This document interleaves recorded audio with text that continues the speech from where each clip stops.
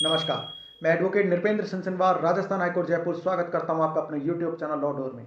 आज मैं आपको इस वीडियो में यूनिफॉर्म सिविल कोड यानी कि यूसीसी के महत्वपूर्ण मुद्दे के बारे में जानकारी दूंगा, जो कि आजकल पूरे देश में काफ़ी विशेष रूप से छाया हुआ है। दरअसल लॉ कमीशन ऑफ इंडिया यानी कि भारत के विधि आयोग ने अभी हाल ही में यूनिफॉर्म सिविल कोड यानी कि यूसीसी, या इसे आप एक देश एक कानून भी मान सकते हैं, इसे लेकर पूरे देश भर से मत मांगे हैं, सहमति मांगी है। दरअसल भारत का विधि आयोग क्या होता है, इसका इसका भारत सरकार के द्वारा गठन क्यों किया जाता है तथा इसकी भारत सरकार के प्रति क्या जिम्मेदारी हो, इसके बारे में मैं आपको विशेष रूप से आज इस वीडियो में बताऊंगा। परंतु जो महत्वपूर्ण सब्जेक्ट है वह यह है कि आखिर law commission of India uniform civil code के बारे में पूरे देश से मत क्यों मांग रहा है। दरअसल यूसीसी यानी कि यूनिफॉर्म सिविल कोड अगर पूरे देश में लागू होता है तो यह विभिन्न संप्रदाय जैसे कि हिंदू, मुस्लिम, सिख, ईसाई हैं, जो कि सभी अपने अलग अलग पर्सनल लॉ से गवर्न होते हैं, इन सभी का एक कानून बन जाएगा। यानी कि पूरे देश में सभी संप्रदाय एक ही कानून से गवर्न होंगे, जो कि बहुत ही अच्छी बात है। परंतु कुछ देश विरोधी ताकतें इस यूनिफॉर्म सिविल कोड को लागू न करने के पक्ष में हैं। इसलिए यूनिफॉर्म सिविल कोड पूरे देश में लागू होना बहुत ही ज़रूरी है, जिससे कि पूरे देश में एक कानूनी समरसता आएगी। एक देश एक कानून होगा, जो कि देश की तरक्की में और विशेष रूप से देश में शांति बनाए रखने के लिए बहुत ही महत्वपूर्ण भी साबित होगा। तो आइए विस्तार से जानते हैं लॉ कमीशन ऑफ इंडिया के बारे में तथा लॉ कमीशन ऑफ इंडिया के द्वारा यूसीसी यानी कि यूनिफॉर्म सिविल कोड के पक्ष में मांगे गए पूरे देश भर से समर्थन के बारे में तथा यूसीसी है क्या, इसके बारे में।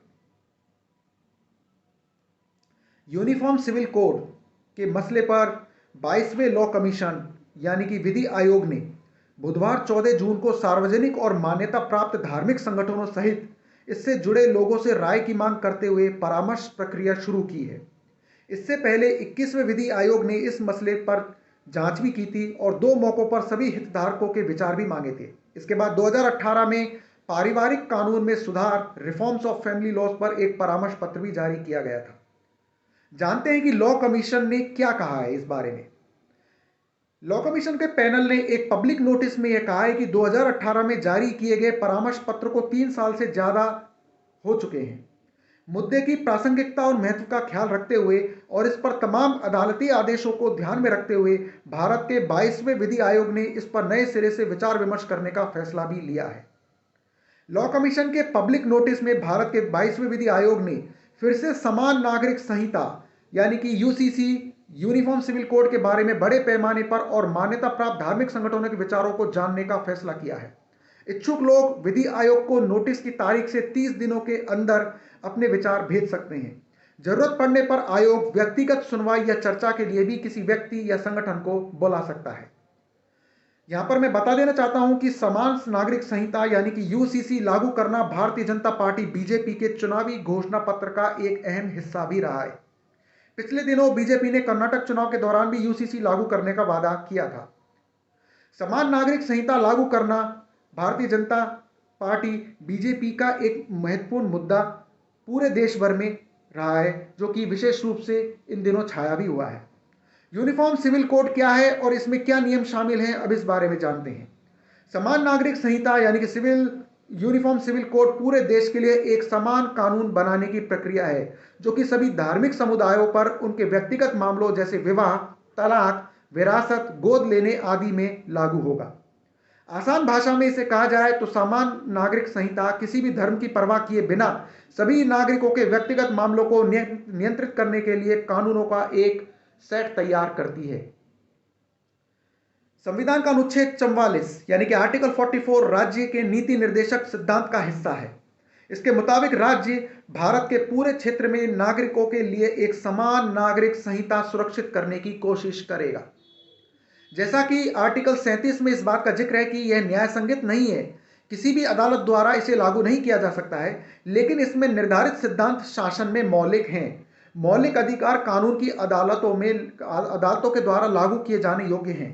आर्टिकल 44 में राज्य प्रयास करेगा शब्द का प्रयोग किया गया है, जबकि नीति निर्देशक सिद्धांतों अध्याय के अन्य आर्टिकल में विशेष रूप से प्रयास करें विशेष रूप से अपनी नीति को निर्देशित करेगा, इस बात का उल्लेख है और राज्य का दायित्व होगा, ऐसे शब्दों का प्रयोग देखने को मिलता है।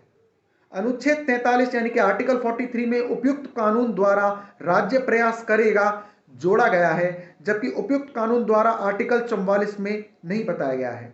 इससे पता चलता है कि राज्य का कर्तव्य आर्टिकल 44 की तुलना में अन्य निर्देशक सिद्धांतों में अधिक है। अब जानते हैं कि आर्टिकल 44 इतना अहम क्यों है। भारतीय संविधान में निर्देशक सिद्धांतों के आर्टिकल 44 का उद्देश्य कमजोर समूहों के खिलाफ भेदभाव को दूर करना और देश भर में तमाम सांस्कृतिक समूहों के बीच सामंजस्य स्थापित करना था।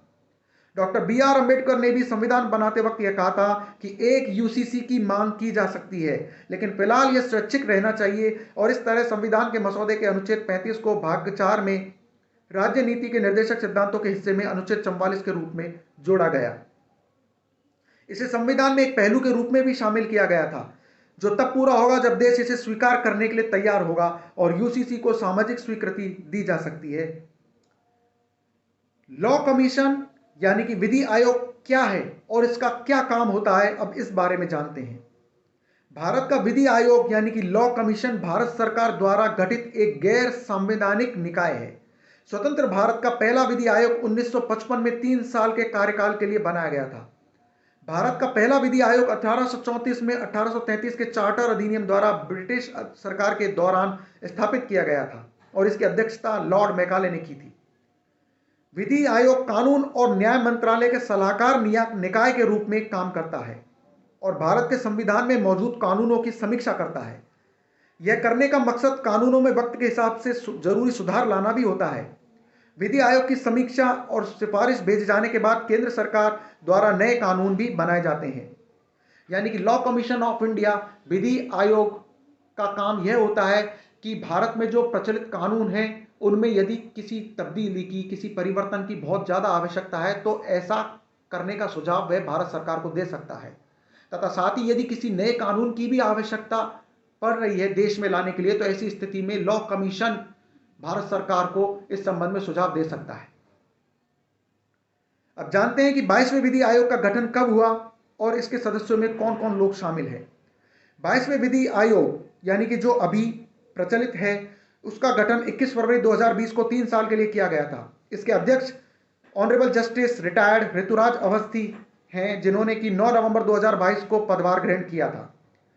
केंद्रीय मंत्रिमंडल ने फरवरी 2023 में 22वें विधि आयोग के कार्यकाल को 31 अगस्त 2024 तक के लिए बढ़ा दिया।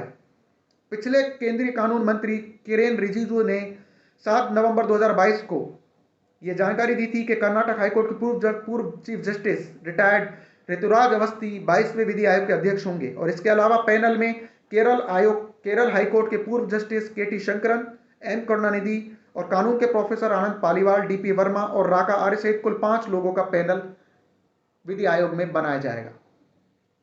तो यह थी महत्वपूर्ण जानकारी विधि आयोग के बारे में, लॉ कमीशन ऑफ इंडिया के बारे में, तथा लॉ कमीशन ऑफ इंडिया ने जो यूसीसी के संबंध में सुझाव मांगे हैं उसके बारे में।